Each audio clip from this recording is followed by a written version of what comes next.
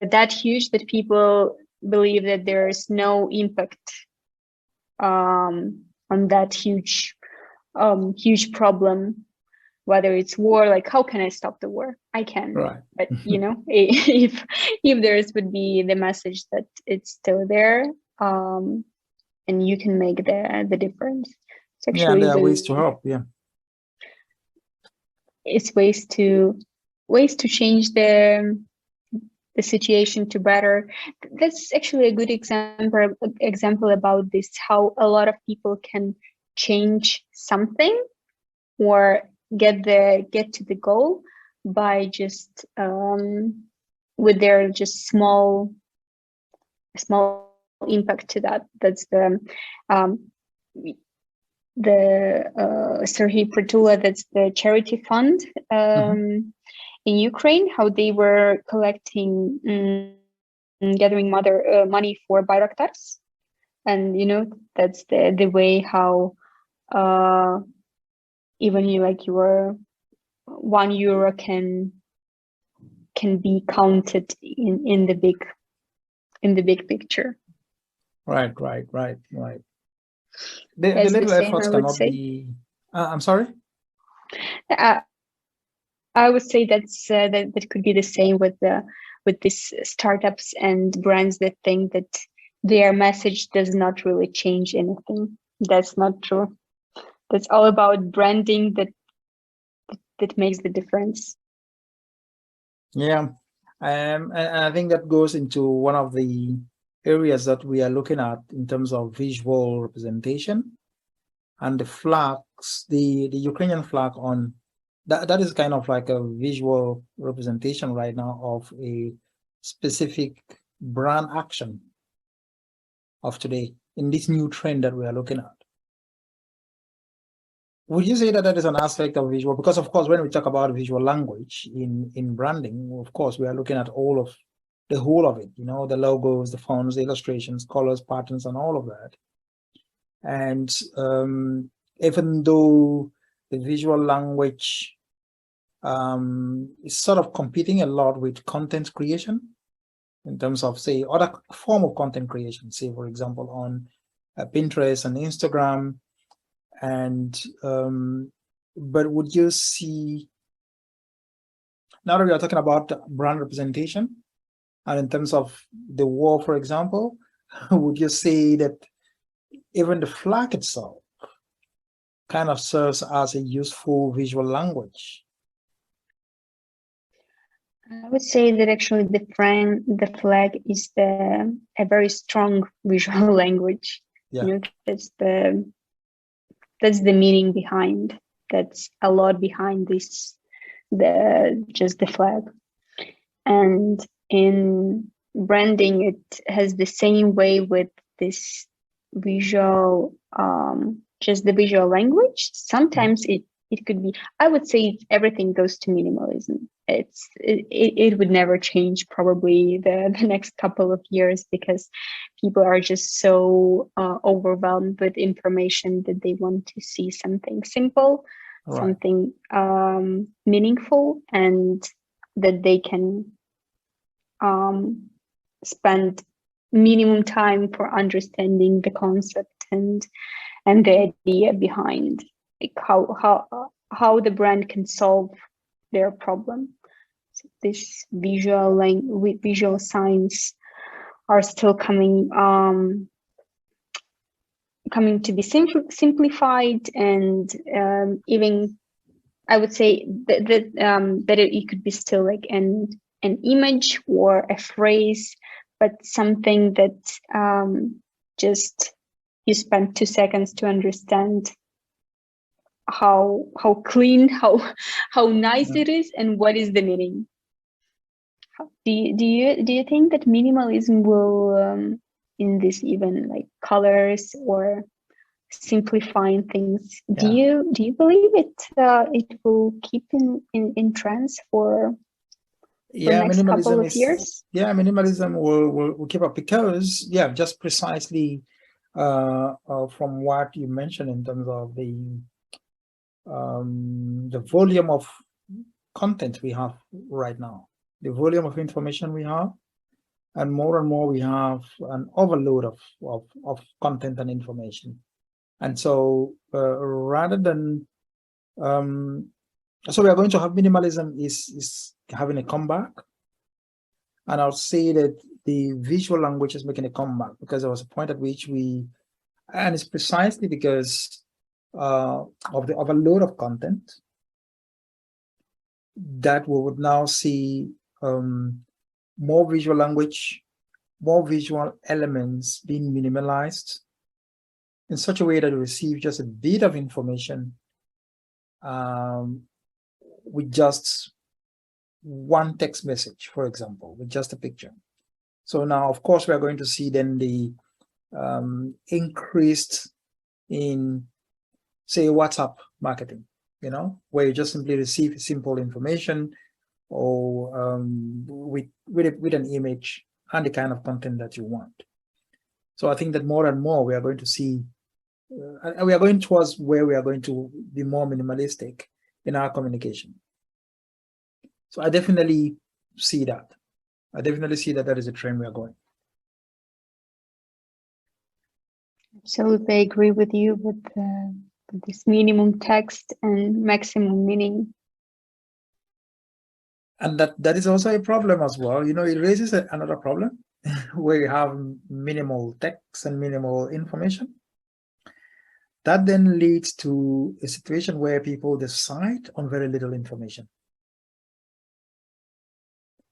People then make decisions based on very little information then. So it's more than impulse marketing. It's more about this psychological impact of the image to people's choice. Yeah, so impulse marketing will make a comeback. Interesting. I would say that people will not have more time in the future than they have now. So it's all about fast decisions and having the reminders. Yeah. And solving problem.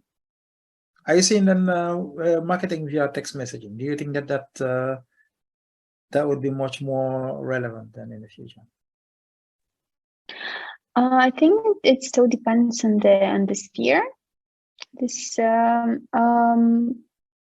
I believe that it's still, people find it annoying receiving text messages, because that's also the privacy and the buzzing phone all the time.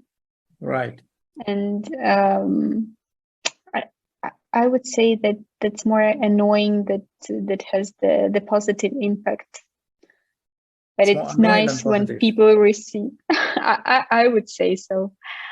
It's good that I like when companies do these reminders to something that you wanted before. That's nice. That's helpful, and I would say that works. Do you believe that the text marketing would still have the impact in the future to this brand awareness, I would say, and just marketing, simple and classic marketing? Even if we have text, it's going to be much more in terms of images rather than just the bare text. And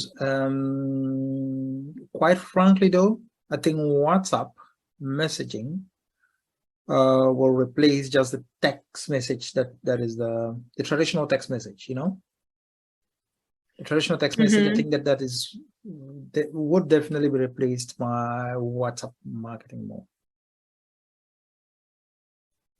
Everything goes to automation, and I would say maybe more in the future, all these WhatsApp messages will be changed to robots. Just the simple reminder message marketing. You think it's going to be much more automated? I would say so. It still has the from text to image and then to maybe the person behind the brand. Right. To see, to understand who is communicating to you actually.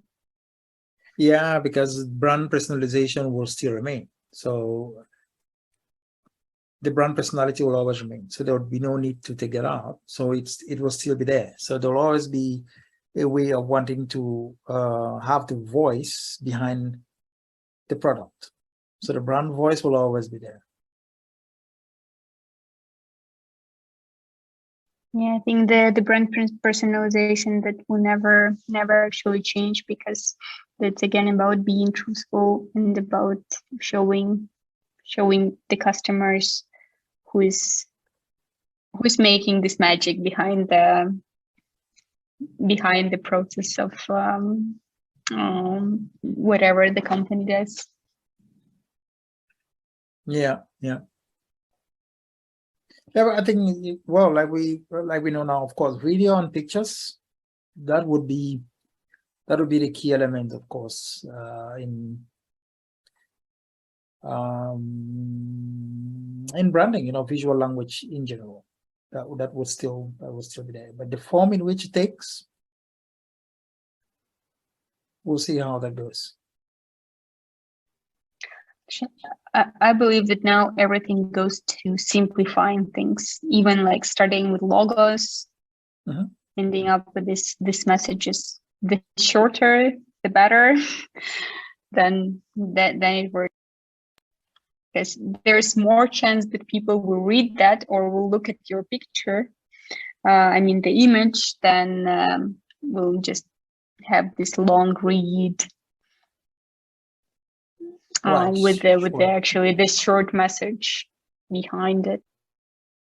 Kind of like the Twitter length messaging. Right. Yeah, the Twitter length messaging. Yeah, that's more or less. Yeah, the brand personalization, I would say, it's also would stay in the line of to have this communication, just the brand, to see who is the brand, what is the brand, who is behind the brand, and have this like personalized message to you with your name. Even with talking about these huge brands as Coca-Cola. Do you remember their campaign with when they had the name on it on the bottle? Right. That's the process. That's my bottle. That's again with Starbucks and all these names behind, to feel the brand and to know who is behind the brand from the other side.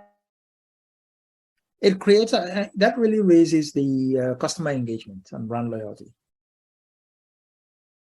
Once you are humanizing the brand, you are giving a personalized brand, more or less. It really that really has a great aspect to customer engagement. The humanization principle, personalizing the products. I wonder what else can be personalized. I think nowadays everything that you touch can be personalized for yourself. Selecting your product, everything is personalized. Yeah, I just wonder what else can be personalized. What other products that, except of those what we have now, can be personalized, because nowadays I believe that brands they do such a good job on approaching their customers with understanding their pain, that understanding what they can fix and to personalize it. So that would makes the customer making choice. Oh, this brand wants to do something for me especially. The behind this, that's the idea behind the personalization.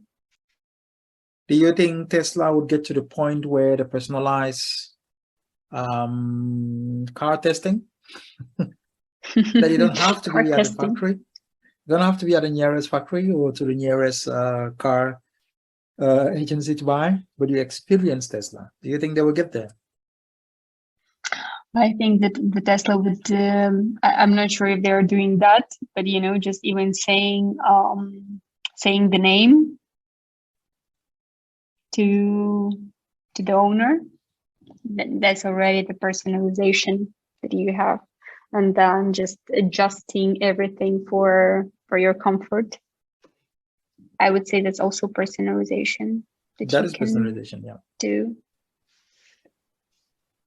But you can feel that it's especially for you. Well, cars have been doing that before with this, even simple buttons on adjusting the seats and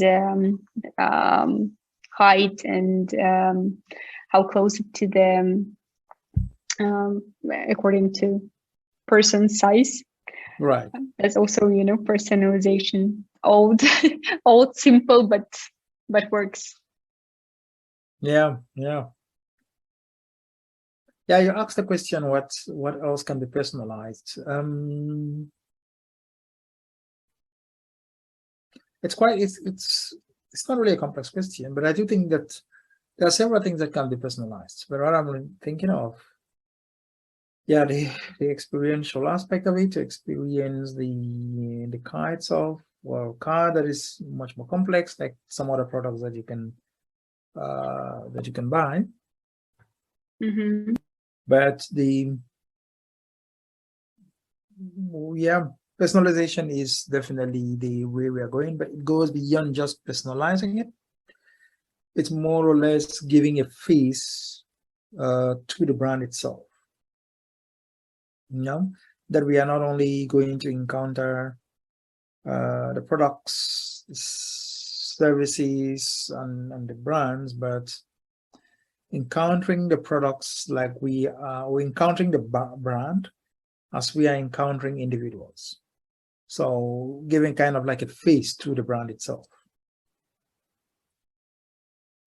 Well, obviously that's a trend that has already been happening, but it's even going to get much more relevant in the next few years. It's this one-on-one marketing strategy,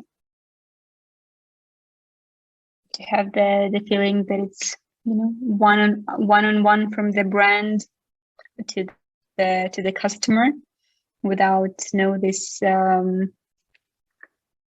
people in the middle. You need to know that it's personalized, and to feel from the other side. Are you then seeing a trend where you have? Are you then seeing a trend where you have the circumstance where it used to be one-on-one, where you actually have to be in store and physical experience? Then are you seeing a situation now where we went on online purchasing, online marketing, and right now we're also seeing the trend that is kind of slowly going back to in-store and experiential marketing? Are you noticing that trend?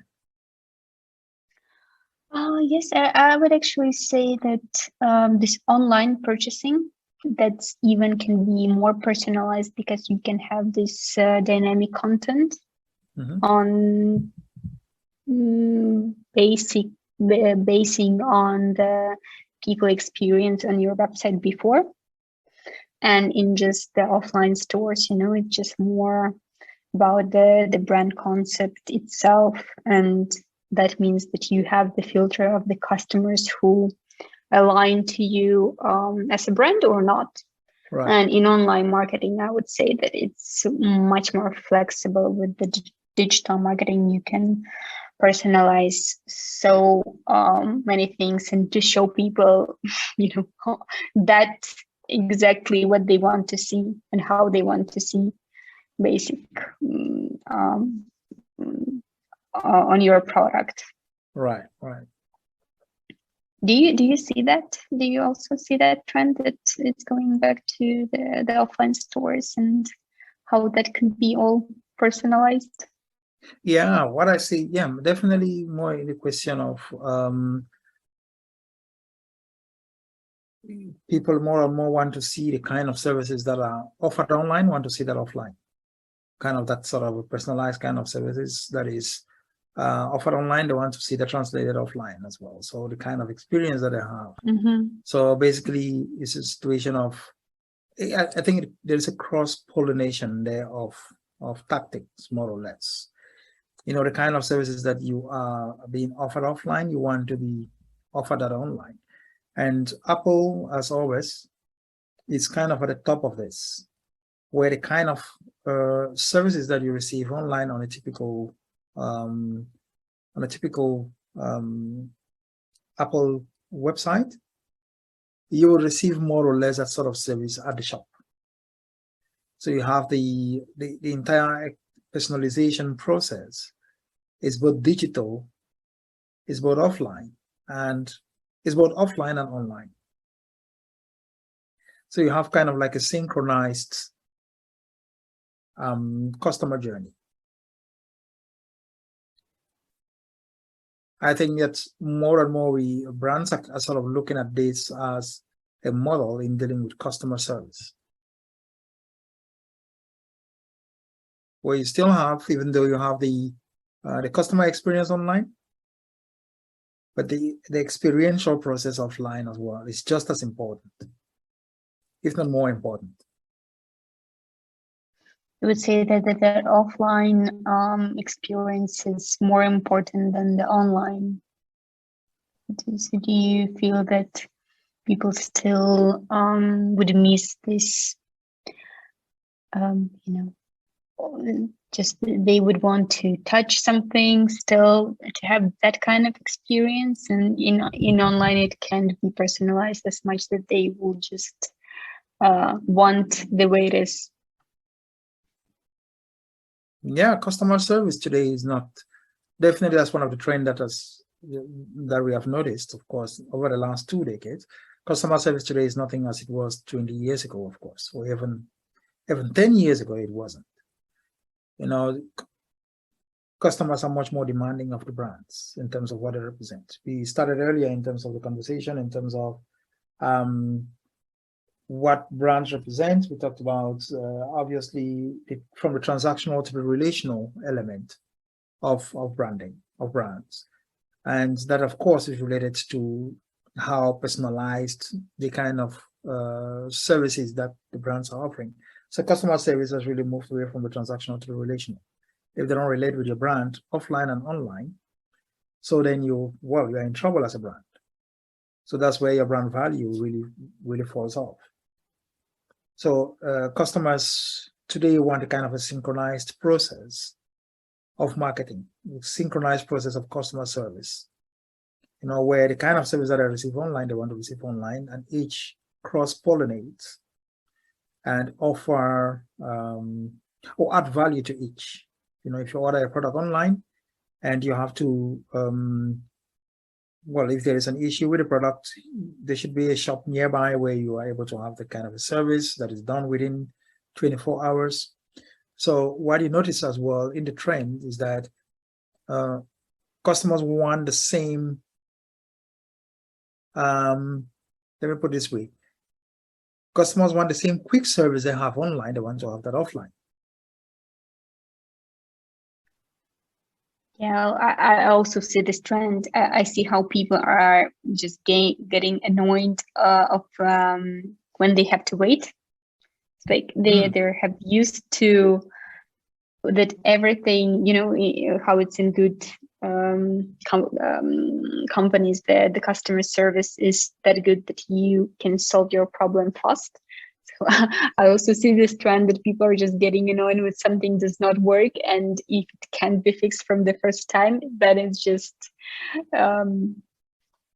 they can't believe it still exists. It's when you have this touch with professionals, right, and how you have to deal with problems when you need to have the 2 steps to solve the problem, not just one look. Yeah. Well, the customer service journey, that's the whole separate topics about this. So, the details that have to be also automized for people to feel that they are getting this support and of understanding how they will be, how and when they can be heard and checked and have the result, have their problem solved. Yeah, you see that impatience. Customers are more impatient. They want the same kind of thing that is offered offline. They want that online. And vice versa. Again, everything connects to the time. People don't have time for everything. Yeah, indeed. Well, we have been on for quite some time. So what about we just do some last remarks and we have a conversation next week on, I think next week we can talk more on activism. I think we can talk on brand activism next week. Yeah, absolutely. Sounds great. Well, and just to summing it up, I would say that what companies have to be responsible for, and to keep in mind that customers still want to interact with the brands that share their values, that to remembering that they would need to combine the brand to do the strategy, the experience, the customer service, and the people, to everything that aligns with their vision of the world. Right. And staying truthful. That what matters nowadays. Absolutely, totally agree with you. And so also to remember that we are dealing with a more relational marketing environment. The transactional marketing environment is of the past. And the more you give that human face to your brand, the more you build brand loyalty, the more you build a strong base for the future. So definitely you can. Sorry?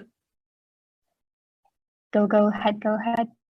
Oh no, yeah. Well, just to conclude, to just find out how can people reach you, Yuliia? Oh, absolutely. It would be great to connect in LinkedIn.